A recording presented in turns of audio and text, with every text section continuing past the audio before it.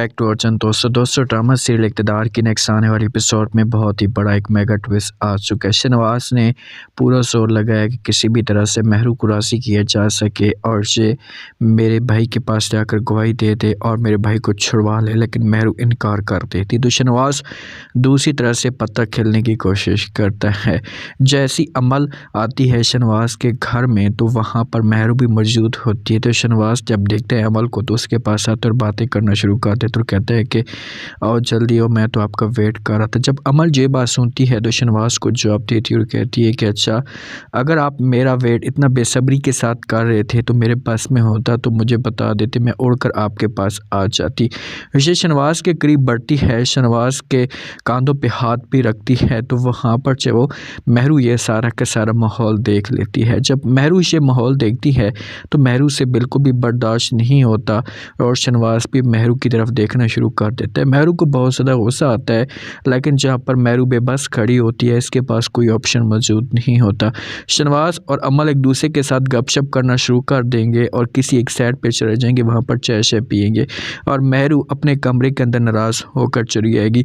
जो समन शाह है ना, ये शहनवाज को अपने पास बुलाती है अपने कमरे के अंदर और इसके साथ बात करती है, इस मौजू से इससे पूछने की कोशिश करती है और कहती है कि हाँ शहनवाज, मुझे ये बताओ जो मैंने आपको काम सौंपा था उसका क्या बात। तो महरू को मजबूर क्यों नहीं कर रहे, उसे मजबूर करो और किसी भी तरह से अपना काम निकलवाओ। जब ये बात शहनवाज सुनता है तो अपनी माँ को जवाब देता और कहता है कि माँ जी, मैंने हर एक तरीका अपनाया, उसे इग्नोर किया, उसे मुंह तक नहीं लगाया, उसके साथ मैं बात तक नहीं करता था, लेकिन मुझे समझ नहीं आती कि वो इतनी ढीठ किस्म की लड़की है कि वो और भी ज़्यादा मेरे करीब आ जाती, और भी ज़्यादा मेरे पास आ जाती है, दूर होने तक का नाम तक नहीं लेती। जब ये बात माँ सुनती है तो वो शहनवाज को समझाती और कहती कि फिर क्या होगा मुझे बताओ।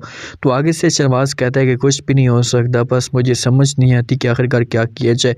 जब इन दोनों की आपस में डिस्कस जारी होती तो वहाँ पर महरू भी ये बातें सुन लेती और जब महरू ये बात सुनती है तो महरू को बड़ा गुस्सा आता है, उसे सब कुछ बर्दाश्त नहीं होता कि आखिरकार शहनवाज मेरे ऊपर ऐसा की बातें क्यों कर रहा है। तो महरू अपने कमरे में जाती है।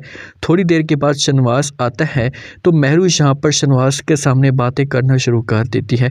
शहनवाज को कहती है कि शहनवाज, मुझे कोई शौक़ नहीं है आपके आसपास घूमने का और ना ही जो वो मैं ऐसा का कोई शौक़ रखती हूँ। हाँ, आप मेरे हस्बैंड हैं और मेरा हक बनता है कि मैं जितना आपका ख्याल करूँ, मैं इसमें कोई गलत तो नहीं करी। आगे से शहनवाज जब ये बात सुनता है तो शहनवाज को इस मामले पे बड़ा गुस्सा आता है और ये महरू को कहता है कि महरू, तुम्हारी इतनी हिम्मत कि तुम मेरे सामने ऐसा की बात करो।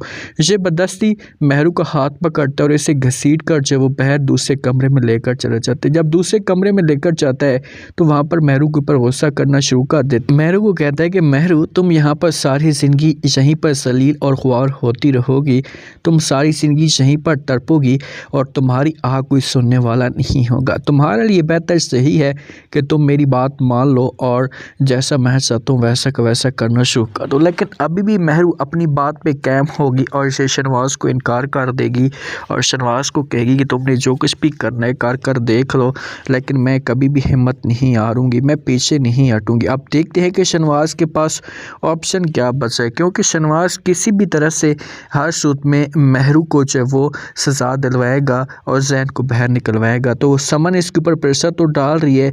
अब शहनवाज के पास ऑप्शन क्या बचा है, क्योंकि शहनवाज जब भी चाहता है और जाकर बात करने की कोशिश करता है तो आगे से महरू जो वो इनकार कर देती है। आप लोग इस बारे में क्या कहते हैं कि कैसे होगी राशि महरू, क्या महरू शहनवाज की ये बात मान पाएगी?